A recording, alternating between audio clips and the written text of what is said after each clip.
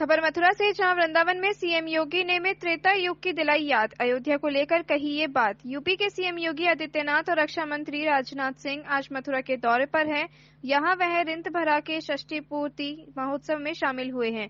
इसके बाद केंद्रीय रक्षा मंत्री राजनाथ सिंह और उत्तर प्रदेश के मुख्यमंत्री योगी आदित्यनाथ ने वृंदावन में छात्राओं के लिए संविद गुरुकुलम सैनिक स्कूल का उद्घाटन भी किया है। सीएम योगी ने कहा कि किसी समय में भगवान राम पुष्पक विमान से अयोध्या में उतरे होंगे, लेकिन अब यहां अयोध्या में कोई भी एयरपोर्ट से उतर सकता है। समाज को अपनी रूढ़िगत मानसिकता से उबरना पड़ेगा और मैं इस बात के लिए आदरणीय रक्षा मंत्री जी को और आदरणीय प्रधानमंत्री जी का हृदय से आभार व्यक्त करता हूं कि सैनिक स्कूलों में बालिकाओं का प्रवेश हो, इसकी उन्होंने अनुमति दी। क्योंकि भाइयों बहनों, देश के अंदर सैनिक स्कूलों की परंपरा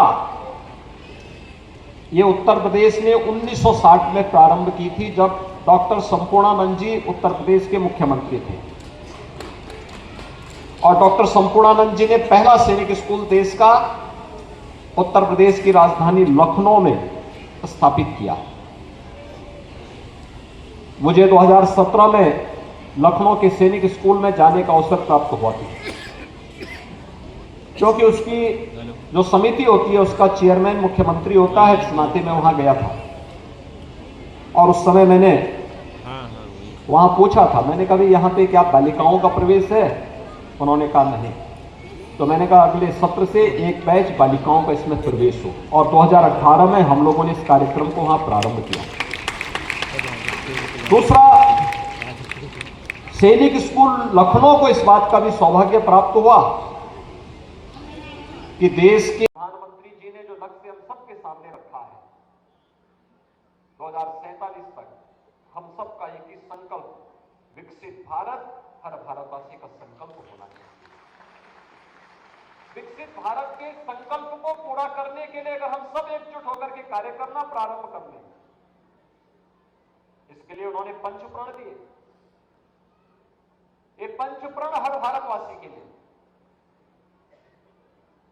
आत्मनिर्भरता के लक्ष्य को प्राप्त करना, वोकल फॉर लोकल, स्थानीय चीजों पर प्राथमिकता के साथ उसे आगे बढ़ाने का प्रयास, लेकिन गुलामी के अंशों को सर्वथा समाप्त करना, विरासत का सम्मान करना। हमने अयोध्या को वायु मार्ग, सड़क मार्ग और रेल मार्ग से जोड़ दिया है। अब जल्द ही जल मार्ग से जोड़ने की भी तैयारी की जा रही है। पूरी तरह से बदल गई है अयोध्या। सीएम योगी ने कहा कि अयोध्या में राम जन्मभूमि आंदोलन चल रहा था, उसी समय विश्व हिंदू परिषद संतों के साथ मिलकर आंदोलन को शक्ति प्रदान कर रहा था। जिस दिन जय श्री राम का आह्वान होगा, उस दिन अपने आप इसका हल निकल जाएगा। अयोध्या में पहले सिंगल रेलवे लाइन जाती थी, अब 4 लेन जाती है। 22 जनवरी के बाद जाकर देखेंगे तो आपको त्रेता युग याद आ जाएगा। आगे सीएम योगी ने कहा कि अब अयोध्या में इंटरनेशनल एयरपोर्ट का भी उद्घाटन हो गया। एक स्टेशन का उद्घाटन प्रधानमंत्री ने स्वयं किया है। और आज जब मैं इस कार्यक्रम के लिए मंच पर मैं चढ़ा और गेरुए वस्त्र में मंच और मैदान दोनों स्थानों पर जब मैंने अपने संतों को देखा, तो सचमुच मेरे अंदर भी एक दिव्यता का भाव पैदा हुआ। एक दिव्य वातावरण यहां पर दिखाई दे रहा। और वैसे भी जिस धरती पर, जिस क्षेत्र में कान्हा रमण करते हैं, वहां तो दिव्यता रहेगी ही रहेगी। यही बैठकर मैं सोच रहा था। और देवियों सज्जनों, जब भी भगवान कृष्ण का जिक्र आता है तो हमारा हृदय ही नहीं, आप सभी का हृदय भक्ति भाव के साथ भर जाता है। हमारे प्राचीन शास्त्रों में भी कहा गया है, करशति आकर्षति इति कृष्ण, अर्थात कृष्ण वह है जो आपको आकर्षित करता है। अब जिसके नाम में ही कर्षण हो, उससे भला कोई क्यों न आकर्षित हो। कृष्ण के नाम में ही सुख है, इसलिए भगवान कृष्ण की इस नगरी में मेरा रोम रोम, मैं कह सकता हूं, सुखी ही नहीं हो रहा है, बल्कि भक्ति भाव से भरा हुआ है। देवियों व सज्जनों, वृंदावन में आप सब देखते होंगे अनेक विदेशी लोग यहां पर रमण करने के लिए आते हैं, फिर यहां पर दर्शन करते हैं भगवान कृष्ण का, और उसके बाद भक्ति में ऐसे रम जाते हैं कि बहुत सारे आपने विदेशियों को देखा होगा, यहां पर आकर उन्होंने सारा जीवन गुजारने का अपना फैसला कर लिया है। ऐसे सैकड़ों ही नहीं बल्कि हजारों की संख्या में विदेशी जो वृंदावन आए होंगे वह यही के बनकर रह गए होंगे, भगवान कृष्ण के ही वह बनकर रह गए होंगे। उन्होंने अपने जीवन में उनको स्वीकार कर लिया। और मैं मानता हूं कि इसका उत्तर एक है कि उनको भगवान कृष्ण और राधा रानी की भक्ति में तथा यहाँ के वातावरण में ऐसी शांति की अनुभूति होती है जो शांति उन्हें कहीं भी दुनिया में किसी दूसरे देश में नहीं मिल सकती। यदि उन्हें केवल भगवान कृष्ण और राधा जी की भक्ति में ही शांति मिलती है तो भगवान कृष्ण की भक्ति तो कहीं भी रहकर की जा सकती थी, उन्हें वृंदावन फिर आने की क्या जरूरत थी।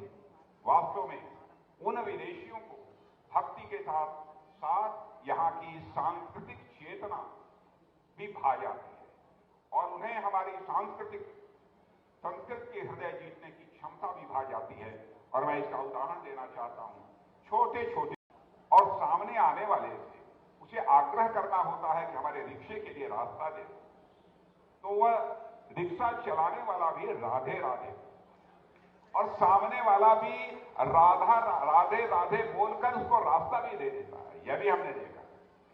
सामने यदि गाय आ गई, बैल आ गई, तो उससे भी कि रास्ता हमारे लिए छोड़ दो, लोग राधे राधे बोलते हैं। ऐसा राधे राधे बोलने वाले लोग दुनिया में नहीं कहीं पर मिलेंगे, किसी तीर्थ स्थल पर मिलेंगे तो केवल वृंदावन में ही मिलेंगे, अन्य किसी दूसरे स्थान में।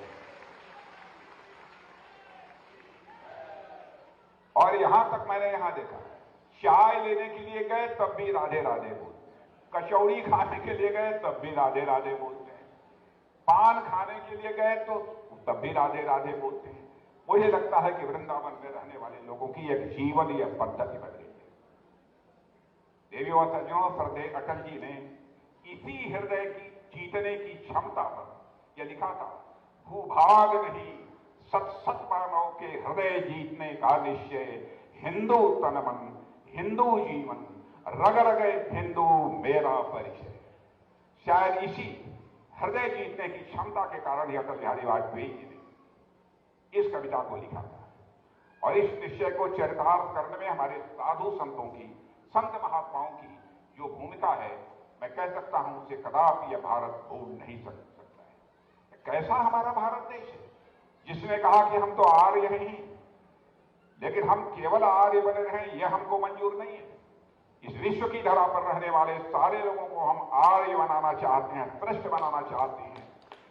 इसलिए किरवंतो विश्वमार्यम का संदेश सारी दुनिया को किसी देश की धरती से गया है तो हमारे आपकी देश की धरती भारत से गया है। मेरे बहनों, हम सुसंस्कृत हैं लेकिन सारे विश्व को हम सुसंस्कृत बनाएंगे, यह संकल्प भी भारत के लोगों ने लिया। तो उस संकल्प को चरितार्थ किया सारे विश्व ने।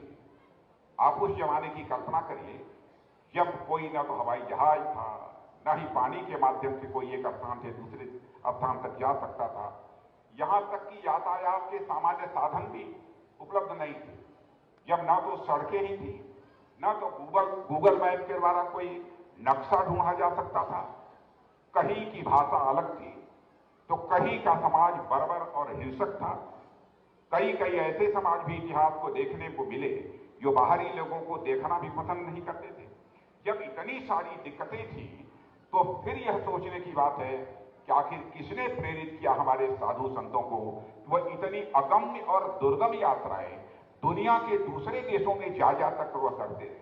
उदाहरण बहुत सारे दिए जा सकते हैं, लेकिन यहां पर उदाहरण मैं आप लोगों के सामने स्वामी विवेकानंद का रखना चाहता हूं। भारत का यह संदेश सारी दुनिया को देने के लिए विश्व के कई देशों का उन्होंने भ्रमण किया था। और एक स्थान की एक घटना की चर्चा आपके सामने करना चाहता हूं।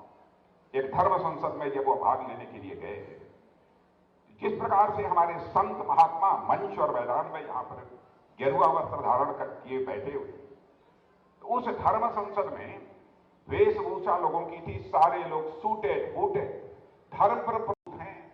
तो सचमुच आज सभी संतों का आशीर्वाद प्राप्त कर हम सभी लोग अपने को धन्य महसूस कर रहे हैं। लेकिन मुझे ऐसा लगता है देवियों और सज्जनों कि आप सभी संत भी उत्तर प्रदेश में एक विशेष वातावरण का अनुभव आप निश्चित रूप से करते होंगे, क्योंकि उत्तर प्रदेश तो स्वयं एक संत के द्वारा इस समय चलाया जा रहा है।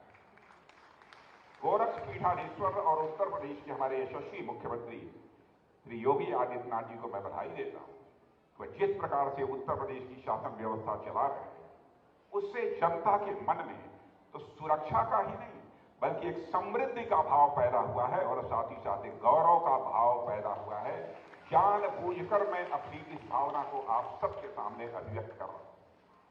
इसके साथ ही साथ हमारे संतों के मन में भी यह भाव आया है कि जब तक वे लोग आपकी शासन पहनकर गए और यहां ऊपर जिस तरीके से उनकी गिरवे रंग की जो पगड़ी बनी हुई थी, उसको देखकर सूटेड बूटेड लोग जब मुस्कुराने लगे तब उन्होंने समझ लिया कि मेरे ऊपर क्यों यह मुस्कुरा रहे। एक सज्जन ने स्वामी विवेकानंद से यह कह दिया कि अच्छा रहा होता कि आप विश्व के धर्म सम्मेलन में भाग लेने के लिए आ रहे थे तो कम से कम वेल ड्रेस्ड आते, कम से कम अपने कपड़े ठीक ठाक पहनकर आते।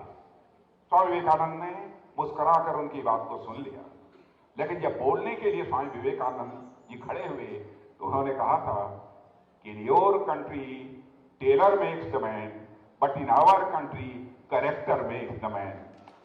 तुम्हारे देश में तो कपड़ा सिलने वाला मनुष्य बनाता है, लेकिन हमारे देश में मनुष्य का निर्माण होता है तो वह चरित्र के कारण होता है।